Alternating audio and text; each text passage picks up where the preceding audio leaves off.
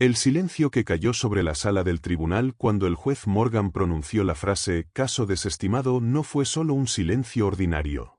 Fue como si el tiempo se detuviera por un instante, como si el universo entero contuviera la respiración, sorprendido por el giro que acababan de tomar los acontecimientos. Nadie esperaba que un adolescente de 17 años, con nada más que su inteligencia y una carpeta desgastada llena de notas, pudiera desarmar por completo el caso construido por la fiscalía más implacable del condado. Pero lo hizo, y con ello cambió para siempre no solo su destino, sino el futuro de la justicia en aquella pequeña ciudad fronteriza.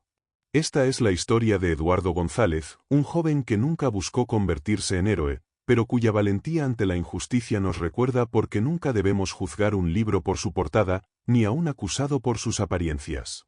El Palacio de Justicia del Condado de San Benito resplandecía bajo el sol abrasador de Texas. Su fachada de piedra caliza, imponente y severa, parecía observar con desdén a quienes entraban por sus puertas. Para la mayoría de los habitantes de esta comunidad fronteriza, cruzar ese umbral significaba problemas. Y ese día, Eduardo González tenía muchos. A sus 17 años, Eduardo era conocido en su barrio por dos cosas: su mente brillante y su capacidad para meterse en situaciones complicadas. Alto, delgado, con una expresión perpetuamente pensativa en sus ojos oscuros, Eduardo caminaba ahora por el pasillo principal del juzgado con las manos esposadas y la mirada fija en el suelo. Los cargos eran graves: robo de vehículo con agravantes y resistencia a la autoridad. El murmullo de la multitud en la sala 302 se detuvo cuando Eduardo entró escoltado por dos oficiales. En el estrado, el juez Frederick Morgan, conocido tanto por su eficiencia implacable como por su poca paciencia con los jóvenes infractores, revisaba los documentos del caso con expresión aburrida. 30 años en la judicatura le habían dado la capacidad de categorizar a los acusados en cuestión de segundos. Y Eduardo, con su camiseta desgastada y su cabello despeinado, ya había sido clasificado incluso antes de sentarse. Caso número 4872B, anunció el secretario. Estado contra Eduardo González. El juez Morgan levantó la vista por encima de sus lentes bifocales y estudió al joven con una expresión que oscilaba entre el fastidio y la condescendencia. Otro más, murmuró, lo suficientemente alto para que todos en la primera fila lo escucharan. Varias risas discretas resonaron por la sala. La fiscal del distrito, Victoria Sherman, se levantó con la elegancia ensayada de quien se sabe dueña del escenario. Su traje sastre gris oscuro, impecable y autoritario, contrastaba con la sencillez de la vestimenta de Eduardo. Sherman, con 20 años de experiencia acumulada y una tasa de condenas del 92%, era la pesadilla de cualquier abogado defensor en el condado. Su señoría, comenzó, con voz clara y firme, el Estado probará más allá de toda duda razonable que el acusado, Eduardo González, fue sorprendido conduciendo un BMW X5 reportado como robado apenas 3 horas antes de su detención. Cuando los oficiales intentaron realizar una parada de tráfico, el acusado aceleró, iniciando una persecución que puso en peligro vidas inocentes. Sus huellas dactilares están en el volante, en la palanca de cambios y en la guantera donde se encontró una navaja. La identificación del propietario confirma que el vehículo le fue sustraído mediante amenazas, y tenemos dos testigos que identificaron positivamente al acusado cerca de la escena original del crimen. El juez Morgan asintió, satisfecho.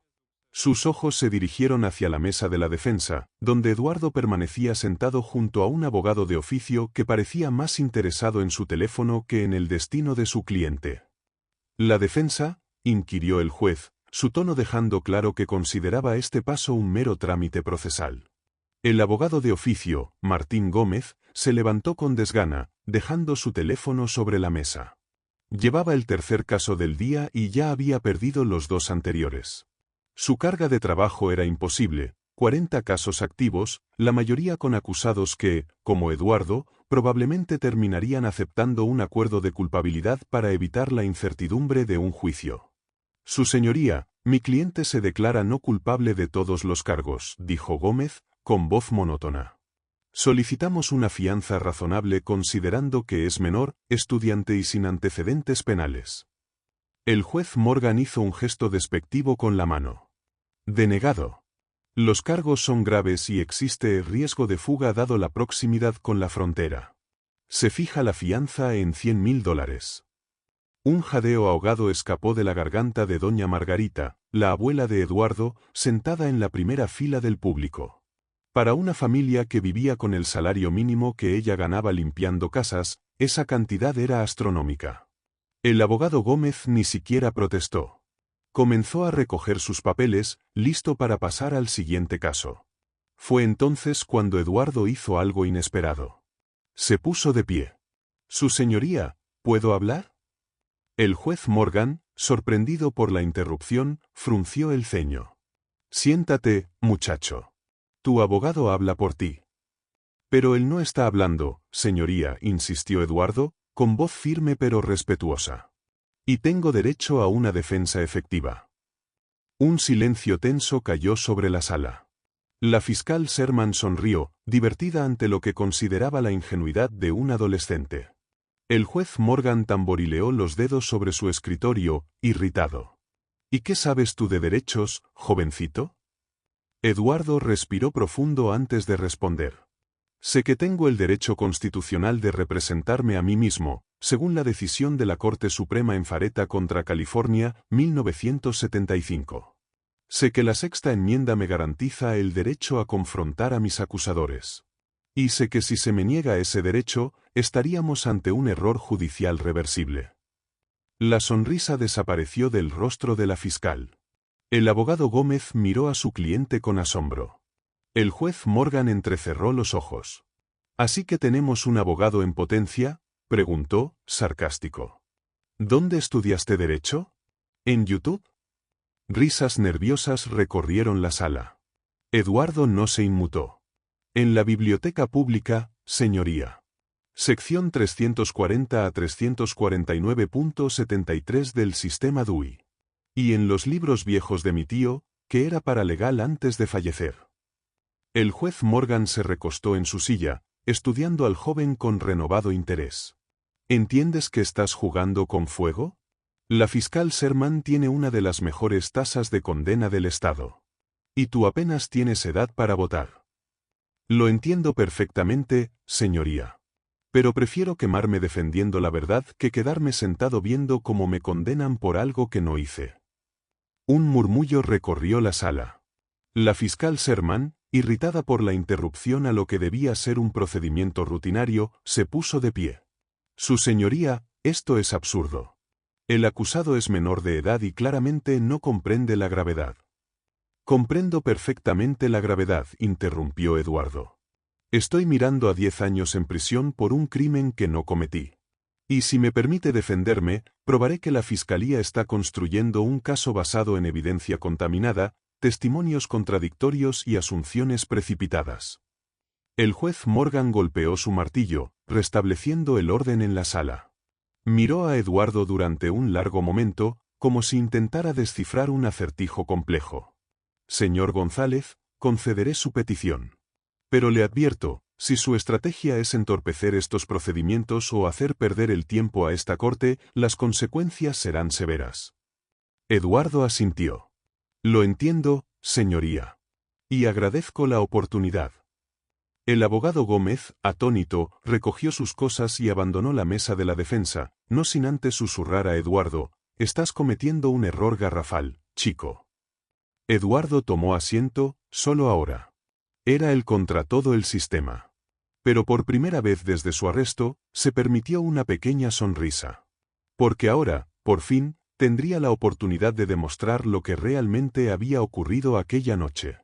La fiscal Sherman reorganizó sus notas, visiblemente contrariada por este giro inesperado pero confiada en su capacidad para manejar a un adolescente sin experiencia. Se dirigió al estrado con paso firme. «Su señoría, para establecer los hechos, quisiera llamar al oficial Robert Johnson como primer testigo». El oficial Johnson, un hombre corpulento con 20 años de servicio en el departamento de policía, avanzó hacia el estrado con la seguridad de quien ha testificado en cientos de casos similares. Después de prestar juramento, tomó asiento. Sherman comenzó su interrogatorio con preguntas rutinarias sobre su experiencia y cargo antes de entrar en materia. «Oficial Johnson, Por favor, describa para la corte los eventos de la noche del 15 de mayo. Johnson se acomodó en su asiento. A las 11:17 recibí una alerta sobre un vehículo robado, un BMW X5 negro, placa XYZ789. Aproximadamente a las 11:40, identifiqué dicho vehículo circulando por la avenida Roosevelt. Activé las luces y la sirena, pero el conductor, identificado posteriormente como Eduardo González, aceleró en lugar de detenerse. Iniciamos una persecución que duró aproximadamente 7 minutos hasta que el sospechoso abandonó el vehículo en un callejón y trató de huir a pie. Lo detuve cuando intentaba saltar una valla. ¿Está seguro de que el acusado es la persona que vio conduciendo el vehículo robado?, preguntó Sherman. Absolutamente. Lo vi claramente cuando pasó bajo las luces de la avenida Roosevelt. La fiscal asintió, satisfecha. No más preguntas, su señoría. El juez Morgan miró a Eduardo. Su turno, señor González. Eduardo se levantó lentamente, manteniendo la mirada fija en el oficial Johnson. A diferencia de la fiscal, no llevaba notas consigo. Oficial Johnson, mencionó que me vio claramente bajo las luces de la avenida Roosevelt. ¿Podría especificar a qué hora exacta ocurrió esto? Johnson frunció el ceño. Como dije, alrededor de las 11:40. ¿Y cuáles son las condiciones de iluminación en ese tramo de la avenida? Hay farolas estándar, espaciadas regularmente. Eduardo asintió, pensativo. Oficial, ¿usa lentes correctivos? La fiscal Sherman se puso de pie inmediatamente. Objeción, su señoría. Irrelevante. Al contrario, respondió Eduardo, es extremadamente relevante para establecer la fiabilidad de su identificación visual. El juez Morgan consideró la situación por un momento. Permitiré la pregunta. Responda, oficial. Johnson se removió incómodo. Sí, uso lentes para ver de lejos. ¿Los llevaba puestos esa noche? Una pausa. No. Se me rompieron durante mi turno anterior y no había podido reemplazarlos. Un murmullo recorrió la sala. Eduardo continuó, imperturbable. Oficial Johnson, en su informe inicial, ¿mencionó este detalle sobre sus lentes? No lo consideré relevante. Y mencionó que las cámaras de seguridad del crucero policial estaban desactivadas durante la persecución. Johnson palideció visiblemente. La fiscal Sherman se levantó de un salto. Objeción. El acusado está haciendo suposiciones sin fundamento. Eduardo sacó un papel de su bolsillo. Tengo aquí la solicitud de mantenimiento técnico firmada por el oficial Johnson 3 días antes del incidente, donde reporta el mal funcionamiento de las cámaras de su unidad. El juez Morgan miró al oficial con severidad. ¿Es esto cierto, oficial? Johnson asintió, a regañadientes. Sí, señoría. El departamento tiene problemas presupuestarios y no se habían reemplazado aún. Eduardo prosiguió, con calma. Así que tenemos a un oficial con problemas de visión, sin sus lentes correctivos, identificando a un sospechoso de noche, sin grabación de vídeo que corrobore esta identificación. ¿Es correcto? El rostro del oficial Johnson enrojeció. Yo sé lo que vi. Una última pregunta, oficial. ¿Cuándo fue la última vez que me vio antes de entrar a esta sala hoy? Durante su arresto, por supuesto. Eduardo sonrió ligeramente. ¿Está completamente seguro de eso? Absolutamente. Señoría, dijo Eduardo, volviéndose hacia el juez, quisiera presentar como evidencia el registro de visitas de la cárcel del condado, que muestra que el oficial Johnson nunca se presentó durante mi procesamiento. De hecho, quien me procesó fue el oficial Ramírez, como indica su firma en todos los documentos de ingreso. La sala quedó en silencio absoluto. El oficial Johnson abrió la boca, pero no encontró palabras. No más preguntas, concluyó Eduardo, regresando a su asiento. El juez Morgan observó al oficial con expresión grave. Puede retirarse, oficial Johnson. Y espero una explicación por escrito sobre estas discrepancias. La fiscal Sherman, visiblemente alterada, llamó a su siguiente testigo, el técnico forense que había analizado las huellas dactilares encontradas en el vehículo robado. El doctor Raymond Torres, un hombre de mediana edad con expresión arrogante, tomó asiento después de prestar juramento. La fiscal realizó las preguntas preliminares sobre sus credenciales profesionales y experiencia antes de centrarse en el caso. Doctor Torres, ¿encontró huellas dactilares del acusado en el vehículo robado? Así es. Sus huellas estaban presentes en el volante, en la palanca de cambios y en la guantera. ¿Y esto indicaría que el acusado condujo el vehículo? Es la conclusión más lógica, sí. La fiscal sonrió, satisfecha. No más preguntas. Eduardo se levantó nuevamente, esta vez con un pequeño cuaderno en la mano. Doctor Torres, ¿podría explicar a la Corte cómo funciona el análisis de huellas dactilares en términos de cronología? Torres parpadeó, confundido. ¿A qué se refiere exactamente? Me refiero a si las huellas dactilares pueden indicar cuando tocó a alguien un objeto. Por ejemplo, ¿puede usted determinar si toqué ese volante ayer o hace una semana?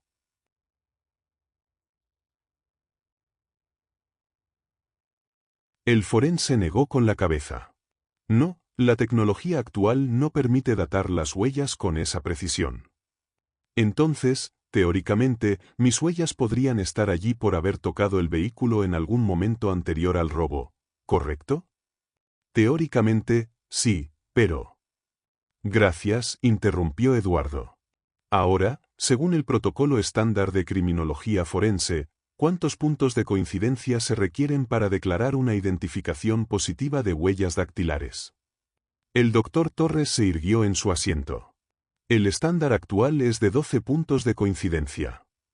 ¿Y cuántos puntos de coincidencia encontró en las huellas atribuidas a mí? Una pausa incómoda. 8 en el volante, 7 en la palanca de cambios. Un murmullo sorprendido recorrió la sala. Eduardo continuó. Doctor Torres, ¿es ético o científicamente válido declarar una identificación positiva con menos puntos de coincidencia que el estándar aceptado? Torres palideció. En circunstancias especiales. ¿Qué circunstancias especiales justificaron reducir el estándar en este caso particular? La fiscal Sherman intervino rápidamente. Objeción, su señoría. El acusado está acosando al testigo. No estoy acosando, respondió Eduardo con calma. Estoy cuestionando la validez científica de una evidencia central en mi contra. Es mi derecho. El juez Morgan, que había escuchado el intercambio con creciente interés, asintió. Denegada. Responda la pregunta, doctor. Torres tragó saliva. Recibimos instrucciones de acelerar los análisis debido a la presión por resolver una serie de robos de autos de lujo. ¿Quién dio esas instrucciones? Torres miró nerviosamente hacia la mesa de la fiscalía. La oficina del fiscal del distrito. La fiscal Sherman se puso de pie, indignada. Su señoría, esto es ridículo. El departamento forense es independiente y sin embargo, interrumpió Eduardo, tengo aquí un correo electrónico enviado desde su oficina, fiscal Sherman, al laboratorio forense, solicitando específicamente resultados expeditos, en este caso, incluso si implicaba flexibilizar criterios técnicos. ¿Le gustaría que lo lea en voz alta para la corte? Un silencio sepulcral cayó sobre la sala. El juez Morgan extendió la mano. Quiero ver ese correo, señor González. Eduardo se acercó y entregó una copia impresa del correo. El juez lo leyó cuidadosamente, su expresión tornándose cada vez más severa. Fiscal Sherman, ¿tiene alguna explicación para esto? La fiscal, normalmente tan elocuente, balbuceó, su señoría, la presión pública para resolver estos casos. No justifica comprometer la integridad del proceso, completó el juez. Continuaremos después de un receso de 15 minutos. Y fiscal Sherman, quiero verla en mi despacho. Ahora. Mientras la sala se vaciaba para el receso, Eduardo permaneció sentado, respirando profundamente. Su abuela se acercó, lágrimas en los ojos. ¿Cómo conseguiste todas esas pruebas, mijo?, preguntó en voz baja. Eduardo sonrió cansadamente. Tío Roberto no solo me enseñó sobre leyes antes de morir. También me enseñó sobre el poder de la información. Y tengo amigos en el instituto que son genios con las computadoras. Tienes el espíritu de tu abuelo, murmuró doña Margarita. Siempre decía que la justicia tiene ojos vendados, pero no debería tener el corazón cerrado. Cuando la sesión se reanudó, algo había cambiado en la atmósfera de la sala. El juez Morgan miraba a Eduardo con un respeto nuevo. La fiscal Sherman, visiblemente afectada por la reunión privada, parecía haber perdido parte de su aplomo. Antes de continuar, anunció el juez, debo informar que, tras revisar cierta evidencia presentada por la defensa, he decidido excluir el testimonio del oficial Johnson y el análisis de huellas dactilares por irregularidades procedimentales. Fiscal Sherman, ¿desea continuar con su caso o solicita un receso para reevaluar su posición? Sherman, derrotada, se puso de pie. El Estado solicita la desestimación del caso sin perjuicio, su señoría. Denegado, respondió el juez con firmeza. Dadas las circunstancias y la evidencia de mala conducta procesal, este tribunal desestima los cargos con perjuicio. El señor González queda libre de toda acusación. El martillazo que siguió resonó como un trueno en la sala. Eduardo cerró los ojos, sintiendo como el peso que había llevado durante semanas se disipaba. El juez Morgan añadió, y ordenó una investigación inmediata sobre las prácticas de la oficina del fiscal y el departamento de policía en relación a este caso y similares. Mientras la sala comenzaba a vaciarse entre murmullos excitados, el juez llamó a Eduardo. Señor González, acérquese al estrado. Eduardo se aproximó, aún aturdido por su victoria. Sí, señoría. El juez lo estudió con detenimiento antes de hablar. En 30 años en el estrado, rara vez he visto una defensa tan meticulosa, especialmente de alguien sin formación formal. ¿Has considerado estudiar derecho? Eduardo asintió. Es mi sueño, señoría. Pero mi familia. Entiendo, interrumpió el juez. Conozco a varias personas en la Facultad de Derecho Estatal. Si estás interesado, puedo hacer algunas llamadas sobre programas de becas. Los ojos de Eduardo se abrieron con sorpresa. ¿Haría eso por mí? No por ti, corrigió el juez con una pequeña sonrisa. Por el sistema judicial. Necesitamos mentes como la tuya del lado correcto de la ley. 3 meses después, Eduardo caminaba por los pasillos de la Universidad de Texas en Austin, cargando libros de introducción al derecho. Su caso había desencadenado una investigación que reveló docenas de irregularidades similares, resultando en la renuncia de la fiscal Sherman y una revisión completa de los procedimientos del Departamento de Policía. Pero más importante aún, había inspirado a otros jóvenes de su comunidad a educarse sobre sus derechos. Eduardo había comenzado un programa de alfabetización legal en su antiguo instituto, enseñando a estudiantes cómo el conocimiento puede ser la más poderosa herramienta de defensa. Mientras se sentaba en su primera clase de Derecho Constitucional, Eduardo recordó las palabras de su abuelo que doña Margarita siempre repetía: la justicia, como el sol, a veces se esconde tras las nubes. Pero siempre está ahí para quien sabe encontrarla. Y él había aprendido a encontrarla, no solo para sí mismo, sino para todos aquellos que, como él, merecían una oportunidad de ser escuchados. Si esta historia te hizo reflexionar sobre nuestro sistema de justicia y cómo una sola persona puede marcar la diferencia, no olvides compartirla. Porque las historias como la de Eduardo nos recuerdan que el conocimiento es poder, y ese poder puede cambiar destinos. Suscríbete a Relatos Invisibles para más historias que dan voz a quienes raramente son escuchados.